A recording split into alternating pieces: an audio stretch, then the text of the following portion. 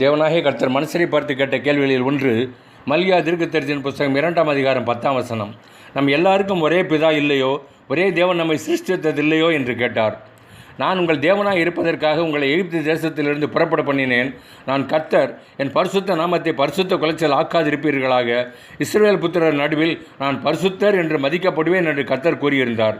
இஸ்ரவேல் புத்திரரும் அதனை ஏற்றுக்கொண்டு, நீர் எங்கள் பிதாவும் எங்கள் மீட்பருமாய் இருக்கிறீர், நீர் எங்களை சிருஷ்டித்தீர், நாங்கள் உம்முடைய ஜனங்கள் என்று உடன்படிக்கை செய்திருந்தார்கள். ஆனால் இன்று அந்நிய தேவதைகளின் குமார்த்திகளாகிய தேவதாசி பெண்களை வாகம் பண்ணி பிதாக்கள் செய்த உடன்படிக்கையை மீறி அருவருப்பாய் வாழ்ந்து கர்த்தருடைய நாமத்தை பரிசுத்த குலைச்சலாக்கினார்கள். அப்போது கர்த்தர் சார்பில் மல்கியா தீர்க்கன் இக்கேள்வியை கேட்டார்.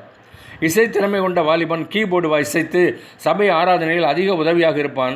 மற்ற நாட்களில் ஹோட்டல்களில் நடக்கும் பார்ட்டிகளிலும் கிளப் நடன நிகழ்ச்சிகளிலும் சினிமா பாடல்கள் பாடும் ஆர்கெஸ்ட்ராக்களிலும் கலந்து கொண்டு நல்ல வருவாய் ஈட்டினான்.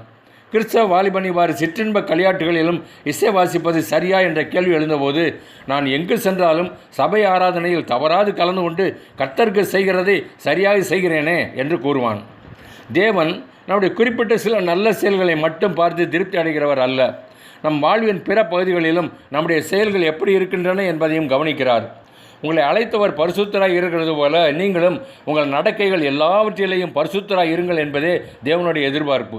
எனக்கு பிரியமானவர்களே, ஆலயம் வந்து ஆராதனையில் கலந்து கொண்டு ஜெபம் செய்து விரதங்களை அனுசரிப்பதால் பக்திவான்களாக ஆகிவிடலாம். ஆனால் நம்முடைய குடும்ப வாழ்வில், தொழிலில், வியாபாரத்தில், சமுதாய சூழ்நிலைகளில் கரைபடிந்தவர்களாகவும் உண்மை, ஒழுக்கம், நேர்மையற்றவர்களாகவும் உலகத்தோடு ஒத்து போகிறவர்களாகவே வாழ்ந்து வருகிறோம் அல்லவா?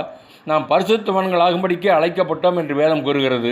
பாவ செயல்களை தொடர்ந்து கொண்டே பக்திமான்களாக வாழ்வதை விட்டுவிட்டு இறைவன் விரும்பும் பரிசுத்தவான்களாகவும் வாழ இன்றே தீர்மானியுங்கள்.